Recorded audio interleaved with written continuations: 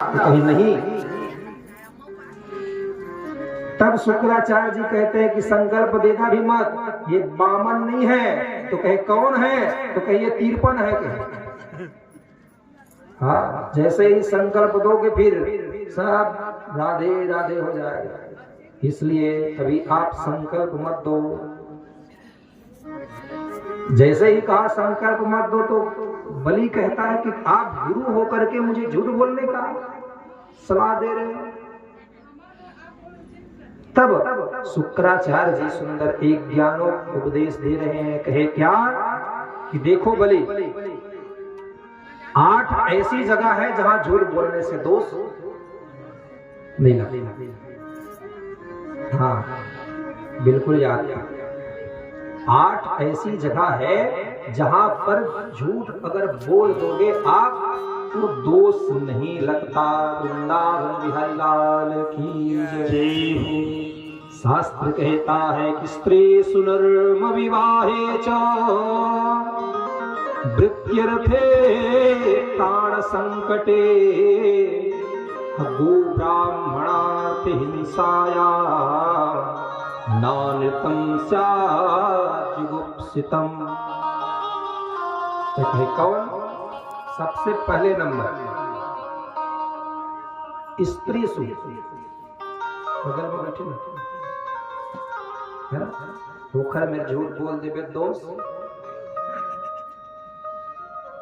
ये ब्रह्मास्त्र है ना पूर्व देखा। परंतु ओकरो बात न सुन ले, ओकरो पारिया है। कहते हैं कि कब झूठ बोलने से दोष नहीं लगता?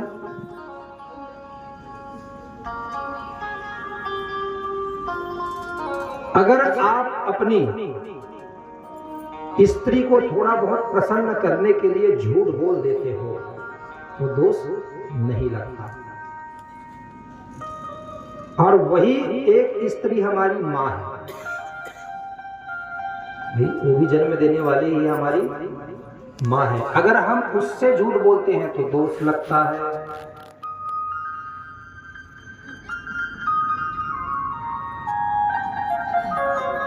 दूसरा, कन्या के विवाह में अगर किसी कन्या का विवाह लग रहा है और हमारे एक झूठ बोल देने से अगर विवाह संपन्न हो जाता है तो उसमें झूठ बोल देना चाहिए, उसमें दोष नहीं लगता।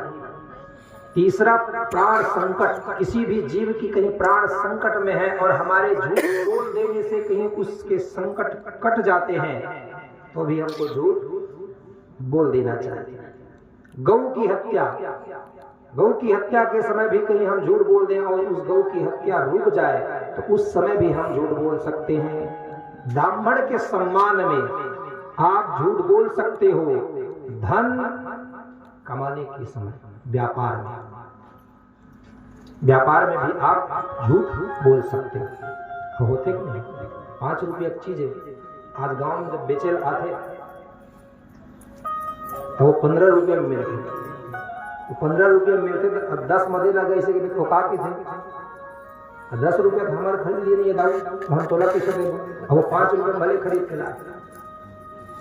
तो व्यापार में जो है जीविका चलाने के लिए थोड़ा बहुत झूठ बोल देने से जो है दोष नहीं लगता।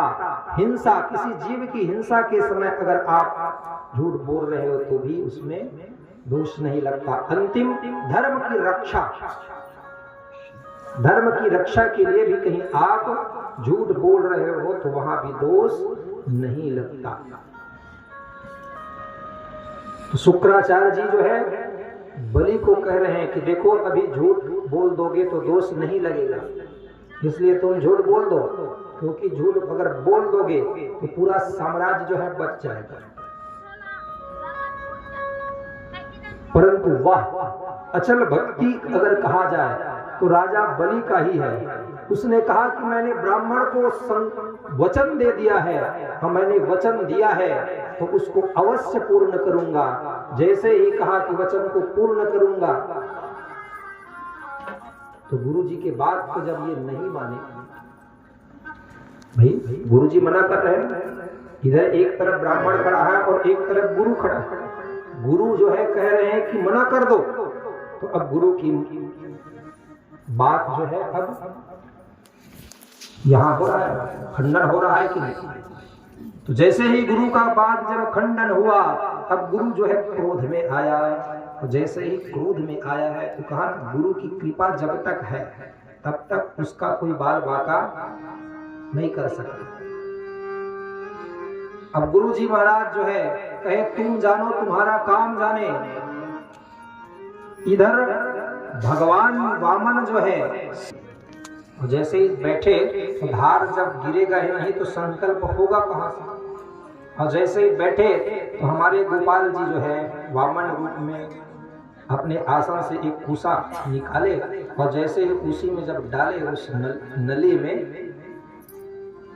तो शुक्राचार्य जी के एक हाथ जो है गोविंदाय नमो नमः कहने का भाव यही है मामा जी कि दान देने वाला दे रहा है, तो देने वाला जब दे रहा है तो किसी को रोकना नहीं चाहिए। अगर दो नहीं सकते, आप दे नहीं सकते तो देने वाले को रोकना भी नहीं चाहिए। अगर रोकते हो तो शुक्राचार्य जैसे